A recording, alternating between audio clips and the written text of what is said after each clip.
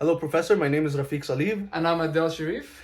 We're here to present you P36, not P37. Yeah. So we did two circuits, the simplified one and the long one. The first one has D flip-flops in the middle, right over here, while the other one has the components of the D flip-flops in terms of ands, ors, nots, and nors. Now for the functionality of the circuits, to turn it on, basically we have to turn on D1, the switch over here, which is for the data input, and then put the whole circuit into reading modes, which we have to flick the read-write mode. Now, for example, now I want to put in the memory that the first lamp and the third lamp are going to be lit. So if I click them on like this, we are still in reading mode. Now to turn it into writing mode, which will light up here, I have to flick the switch up again. And now, since I flicked it, all the inputs are going in, and we can see that the input of the third lamp and the first lamp have been on. And if I go back here and turn everything off, you're going to see that it's still going to keep its memory. 1 second, bear with me. There we go. Flip this.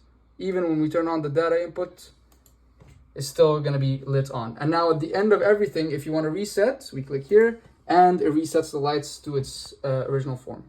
So we ended up doing both circuits, the one with the D flip-flops and the other circuit which has the main logic gates of and ors and nots and everything. We built them in both circuits right over here. Let me start with the first circuits where we're using the D flip-flop switches.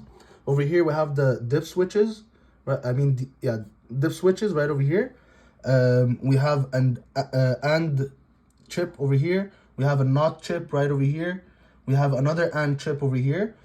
Those AND chips are representing those two sides of the circuit, while the NOT is right over here. Also, we have the two chips in each two D flip-flop switches. Each one carry two sets of D flip-flops. So this is one chip, technically, and this is the second chip.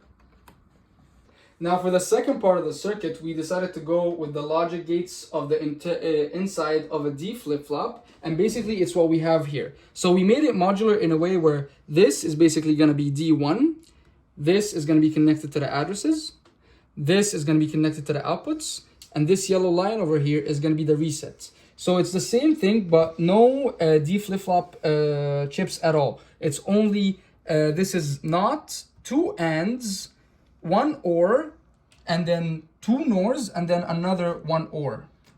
Sadly, after all this work, we were not able to make this circuit function as intended. However, it is perfectly functioning on Falstad.